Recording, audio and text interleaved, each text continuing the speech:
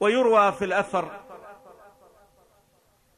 أن حذيفة بن اليمان أمين السر المصطفى صلى الله تعالى عليه وسلم قد وجد النبي صلى الله تعالى عليه وسلم أسند ظهره إلى حائط الكعبة فبكى حتى ابتلت لحيته الشريفة.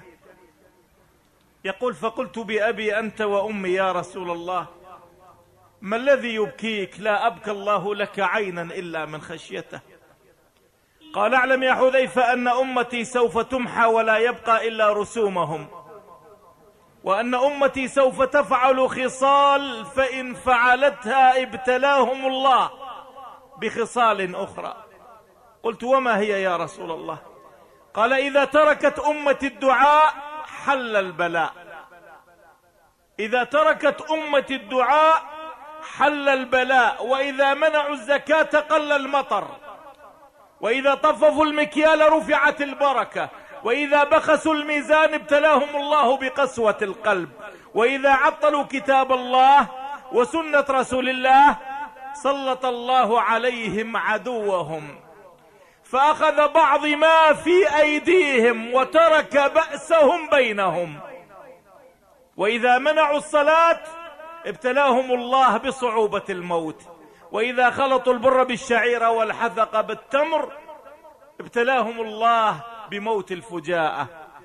فقلت: متى ذاك الزمان يا رسول الله؟ قال: إذا خونوا المؤمن واستخانوا المؤمن وصدقوا الكاذب وكذبوا الصادق، وكثرت الخيانات وقلت الأمانات، وكثرت المساجد وقل منهم الراكع والساجد، واتخذوها للغيبة والنميمات، وافتخروا بنسب الآباء والأمهات، واستحنت الأم على البنت والبنت على الأم، أي واحدة تعير الأخرى بذنبها وعيبها، وقبل القضاة الرشوات، فلا يرى في ذلك الزمان إلا سلطانا جائرا، وحاكما ظالما، وظالما غاشما، وغنيا بخيلا، وحالفا كاذبا، يرون الحياة مغنما والممات مغرما، وإذا دعا واحد من خيارهم فلا يستجاب له دعاؤه، وتقل حشمة الدنيا، وتهان العلماء، وتسب الفقراء، حديثهم فيها الغيبة،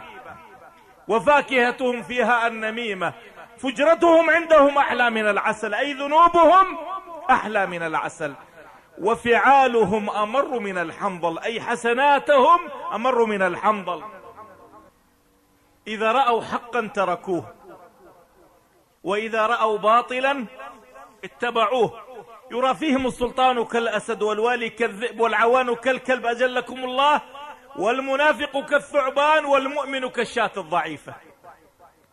فيا لها من شاة ضعيفة بين ثعبان وكلب وأسد. فإذا كان الأمر كذلك ألقى الله الفتن في سائر الأرض حتى يعود المؤمن كالطير في أضيق الأقفاص.